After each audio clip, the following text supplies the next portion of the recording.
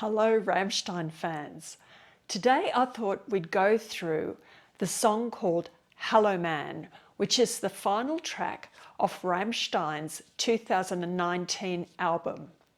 I wanted to share with you why I think this song is a bit of a little masterpiece. This is an educational video, so I'm going to have to play little snippets of the song to illustrate what I'm talking about. Well, I've got a lot to say about this song, so let's go. There are a number of factors that are in this song that makes it super fantastic.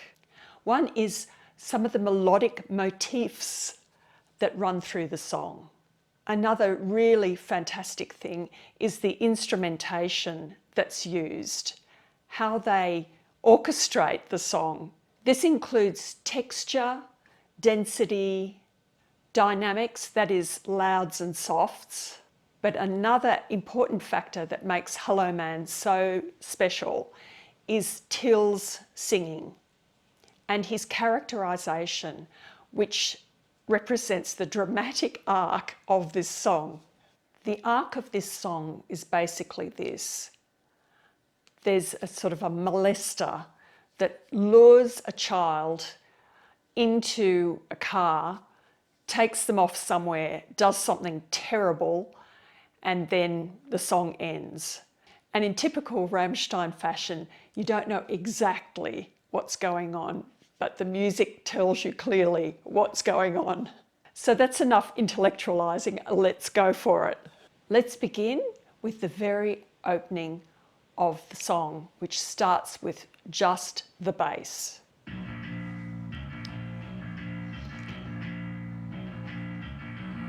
I've written out this little bit at the beginning in bass clef. So the key is in B flat minor. Nothing special to say there except that that's, not what you'd expect. That's not your usual key with 5 flats for a heavy metal band to be playing in. Now, this might be easily explained. Maybe it's easy with just detuning the guitars to be able to play in that. It doesn't matter. They didn't choose C major. They've chosen a very dark key. Here are the things I notice about the bass line. I've written it out here. So the bass is supposed to be the foundation, the rock solid basis of the music. And you'd normally see it, playing slower notes, crotchets, quavers, that's quarter notes, maybe even minims or half notes, etc. But here we have the bass all by itself, playing this quite busy rhythm. And the very first note is not the home note, which is B flat, because the tonic or the home note of this key is B flat. So you would expect to hear that pumped out right at the beginning. Instead, he's gone a semitone above and is sort of buzzing around. So it creates a lot of uncertainty and foreboding. Foreboding means that something bad's about to happen. And you'll hear this all the way through, to a greater or lesser extent, all the way through the song. So showing you what this semitone is, there's the home note. I'm not going to play it because this piano is unbelievably out of tune, but that's the home note, and the semitone above is just this one here.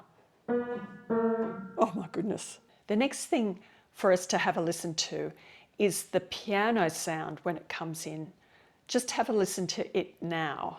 Hallo, kleines Mädchen, wie geht es dir? Mir geht es gut.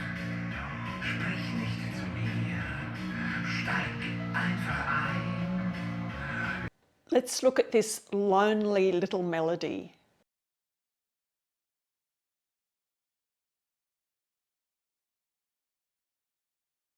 Straight away you can see they've put a natural here, and this creates a tritone. Now a tritone, or an augmented fourth, as it's also known as, is the devil's interval, which is a pretty silly concept, but in harmonic terms, it is the most out there interval you can have, is this tritone. Here is the circle of fifths, which is an important basis for the sort of tonality we use in Rammstein's music and most Western music. So just to explain why it's the devil's interval, we're in B flat minor, which is here. These are the major keys around the outside, and here are the minor keys. Here's B flat minor.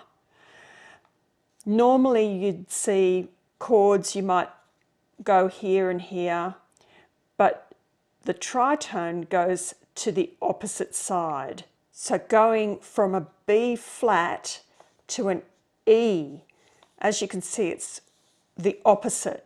So this tritone, this augmented fourth, creates a very scary and lonely sound. So with these couple of bars right at the beginning, they've set the whole scene. We've got the scary bass, and then we've got the lost child with that piano sound. It's very unstable, it's scary. Now let's have a listen to Till's voice when he comes in. Hallo, kleines Mädchen, wie geht es dir?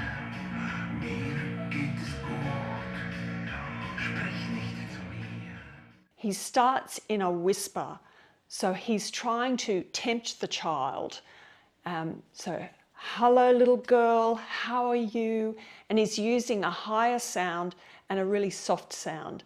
And that's where Till's voice is at its scariest, when he's whispering. Now he's been able to get the child to respond to him.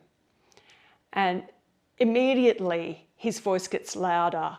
Now he's not whispering, he's got a chance of capturing this child. Es ist schon warm und du bist schön und hast das Meer noch nicht gesehen. So he's getting more bold and he's getting more confident. You know, the drums have come in now. So now he's on a roll. Now his plan is starting to move forward. Now he's starting to turn inward. He doesn't really care about the child. He's not empathetic. He was only using empathy to get the kid to do what he wants. Now that he's achieved that, now he's going on to the next part of his plan. Du bist alleine, ich ganz allein. Sprich nicht zu mir, steig einfach ein. So there we have it, leading into the next part of the song. We've gone from soft to really loud. And then the climax of this is Till going up an octave with his voice. Let's have a look. So with this, jumping from here to here is pretty unusual for heavy metal. A lot of the songs, a lot of the tunes, they don't have big leaps like this. But it's really, I think, symbolic of the protagonist, that is the evil person, going from empathetic to a monster. And in this octave, you know, his real intentions become clear. I think it's really dramatic. In terms of dynamics, that is the louds and softs of this part of the song, you can see we would write it down like this over many bars. So starting very soft, pianissimo at the beginning where he's whispering, and then to the end of that section where he's sung up the octave, up the 8 notes, and now it's forte, fortissimo, so very loud, so very soft to very loud. Also in the lyrics, by the time he gets to this bit here, he's gone from being nice and friendly and inviting to here he's started to be commanding. So the lyrics are, speak not to me, just get in. So he's gone from, hey, hello little girl, you're very pretty, to now I'm in charge and I'm going to tell you what to do. So don't speak to me.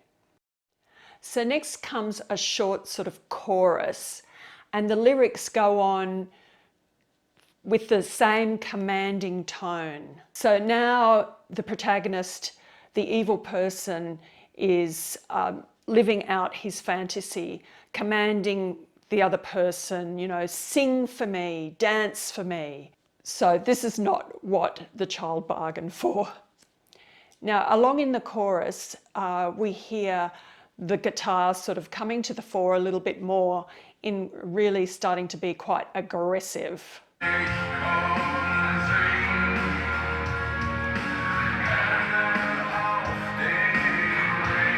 God. So now we're in verse 2, and now everything's sort of heightened. You can hear the guitar playing semiquavers, that's 16th notes, just regular 16th notes. That's the motion of the drama that's about to unfold. Now we're on a path of no return. So that's what I'm hearing with that guitar semiquavers.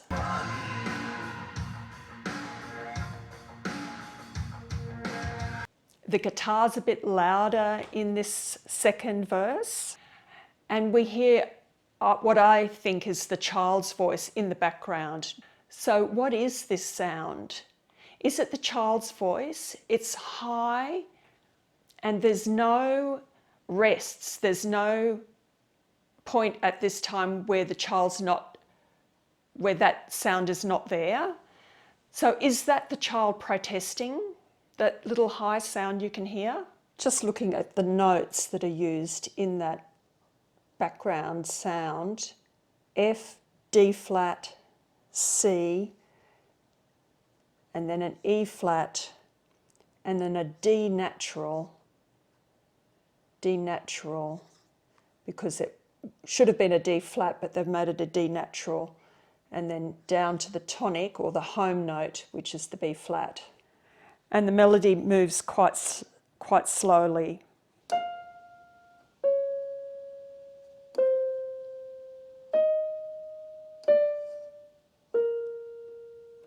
They've got a D natural.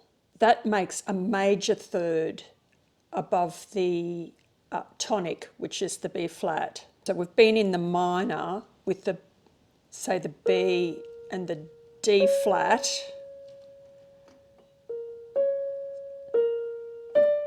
So there's that D natural. And that's there through to the very end of the song. Also, in the second verse, you can hear a small guitar riff, da, da, da. It's very restrained. Like they could be doing big blasting chords, but no, they don't. They just do 3 or 4 notes, just very subtle. Now we get to the second chorus, and you start to hear quite a lurid sound on the guitar, quite a nasty sort of sexual sound on the guitar. Very different from those little notes we heard earlier that just had a purity to them. These are not those notes.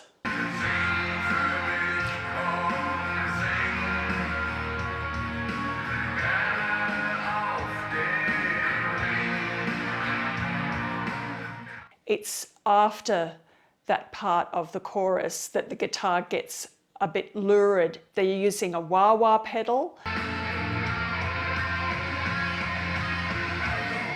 And Rammstein uses wah-wah pedals very sparingly, but when they use them to great effect. So guitar solos, Rammstein guitar solos I just love. They're just so understated. They're so unlike any other heavy metal band. You know, they're not screaming up the top of the guitar. You know, it's just da da da da da da da da da. You know, that's just fantastic. So then halfway through this section, there's a break where it's not so loud, it's quiet again. They've cut away a lot of the instruments. And again, you hear Till's voice say, "Hello, little girl, how are you?" And now we know that something terrible is about to happen. So this part of the song crescendos, that means it gets really loud, and that's when you hear this guitar with the wah-wah pedal, and that sort of the melody goes up. And so that's a huge crescendo, and then suddenly it stops and you're back to just hi-hat, a couple of sounds, and Till's voice again whispering, "Hello, little girl, how are you?" And something shit is about to happen.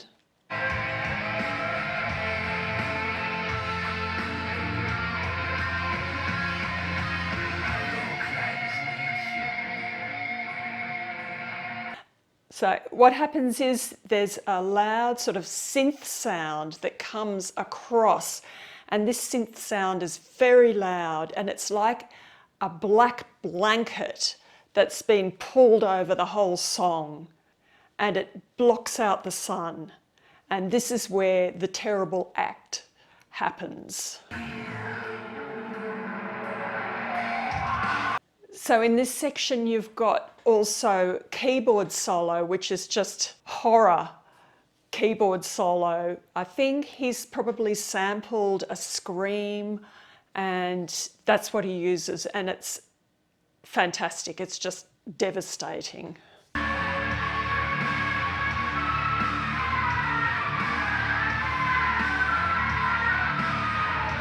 And the other thing that I find incredibly dramatic are the chords that are used. So the bass drops a sixth lower, which is a pretty unusual chord progression. So you've got the bass up here, and then it drops down, and then it comes back up again. And that's sort of, to me, that's kind of symbolic of what's going on. You know, maybe the child comes up for air and gasps air again, and then it continues on in evil.